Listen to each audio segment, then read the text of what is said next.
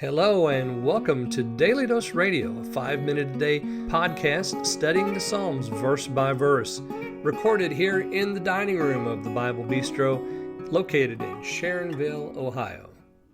Hey there, friend. Welcome back to Daily Dose Radio here in the Bible Bistro.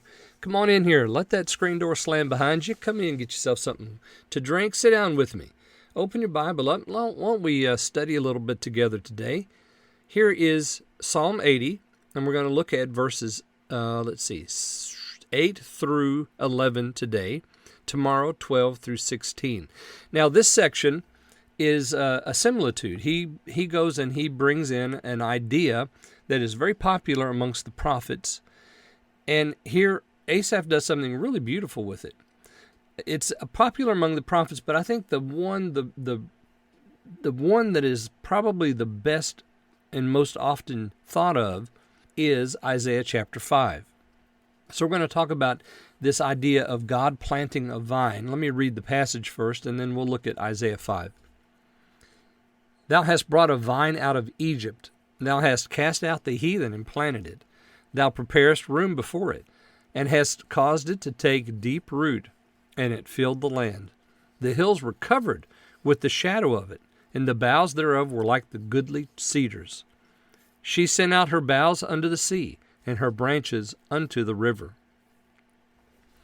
All right, now you can see the similitude here of the vine. It's been brought out of Egypt. Well, who is that vine? Well, we know exactly who that vine is, don't we? Yeah, that's the people of God. They came out of Egypt. Well, let me turn over to Isaiah real quick, and I want to look at Isaiah chapter 5, as I mentioned.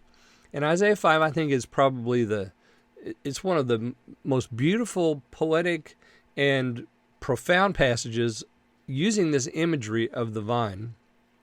And I say in the Old Testament, perhaps I should qualify it in that way, because Jesus uses the imagery of the vine too, doesn't he? And he uses that in the New Testament in John chapter 15. Well, let me read this. Isaiah 5:1. Now I will sing a song to my well-beloved, a song of my beloved touching his vineyard.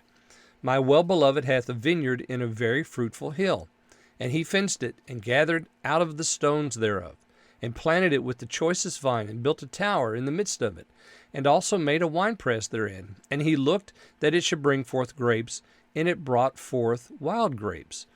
And now, O inhabitants of Jerusalem and men of Judah, judge, I pray you, betwixt me and my vineyard. What could I have done more to my vineyard than that I have done with it? Wherefore, when I looked that it should bring forth grapes, it brought forth wild grapes. So he continues the analogy here in Isaiah 5, but you'll notice what Asaph does is he goes all the way back to the beginning. He brings it out of Egypt. He casts out the heathen. Just like in Isaiah, he casts out the stones. He prepares room before it. He plants it. He causes it to take deep root. It filled the land. Oh, and now all of a sudden, the vine is becoming something more than a vine, isn't it?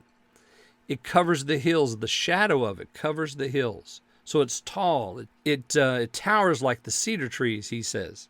The hills were covered with the shadow of it. The boughs thereof are like the goodly cedars. So this is a great big vine, and it's healthy.